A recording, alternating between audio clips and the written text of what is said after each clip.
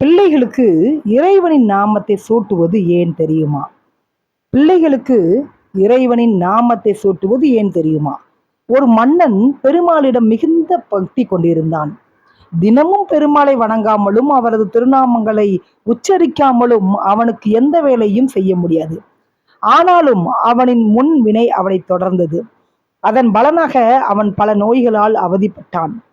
தன்னால் சரிவர நாட்டை கவனிக்க முடியாது போகவே தன் மூத்த மகனுக்கு பட்டம் சூட்டிவிட்டு படுத்த படுக்கையாக கிடந்தான். அந்த நிலையிலும் அவனுக்கு திருமாலின் பெயர் மட்டும் மறக்கவில்லை. அச்சுதா, அச்சுதா, என் வாழ்வை முடித்துவிடு, உன்னோடு சேர்த்துக்கொள் என சதா நேரமும் புலம்பிக் கொண்டே இருந்தான். ஒரு நாள் ஒரு முனிவர் அரண்மனைக்கு வந்தார். அவரிடம், சுவாமி, நோயின் கொடுமையை சகிக்க முடியவில்லை, என் உயிர் பிரிய மறுக்கிறதே என அழுதான். முனிவர் அவன் நிலை கண்டு அவனை தேற்றி, மன்னா, நீ அன்னதானம் செய்தாயா என்றார். மன்னனும், ஆமாம் சுவாமி, தினமும் அந்தணர்களுக்கும் ஏழைகளுக்கும் வயிறார உணவு படைக்கின்றேன் என்றான். சரி, இனிமேல் அப்படி செய்யாதே. அரை வயிற்றுக்கு உணவிடு. அரைகுறையாக உண்ணாவிட்டால் சாப்பிடுவோர் உனக்கு சாபமிடுவர்.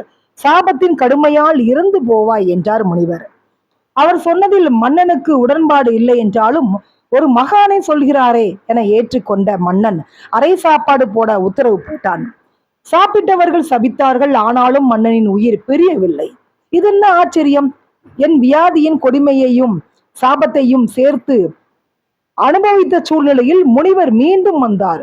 சுவாமி, நீங்கள் சொன்னது போலவே செய்தும் உயிர் பிரியவில்லையே என்றான் மன்னன்.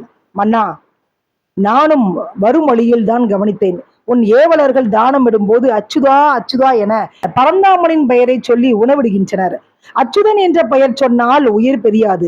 பரந்தாமன் அவர்களை கைவிடுவதில்லை. இனி நீ பெருமாள் பெயரை சொல்வதையும் நிறுத்து என்றார். அதிர்ச்சி அடைந்த மன்னன் மறுத்து விட்டான். எனக்கு இன்னும் அவஸ்தை அதிகரிக்கும், ஆனாலும் பரவாயில்லை. இந்த நோய் நீடித்து விட்டு போகட்டும். ஆனால் பகவான் பெயரை சொல்வதை மட்டும் என்னால் நிறுத்த முடியாது. நீண்ட நாட்களாக ஏற்பட்ட பழக்கத்தை அவ்வளவு எளிதில் ஒருவரால் விட்டுவிட முடியாது என சொல்லிவிட்டான். மன்னனுடைய மன உறுதியை கண்டு மகிழ்ந்த பரந்தாமனும் மன்னன் முன் தோன்றி அவனை பாராட்டி வைகுண்டத்தில் வாழும் பாக்கியத்தையும் பிறவா நிலையும் தந்து மகிழ்ந்தார். கடவுளின் நாமத்துக்கு தான் எவ்வளவு சக்தி! நம்முடைய முன்னோர்களின் காலத்தில் தங்கள் பிள்ளைகளுக்கு தங்கள் இஷ்ட தெய்வத்தின் பெயரை வைத்த காரணமும் இதுதான். இறைவன் திருநாமத்தை திரும்ப திரும்ப சொன்னால் அவன் அருளுக்கு பாத்திரமே ஆவோம்.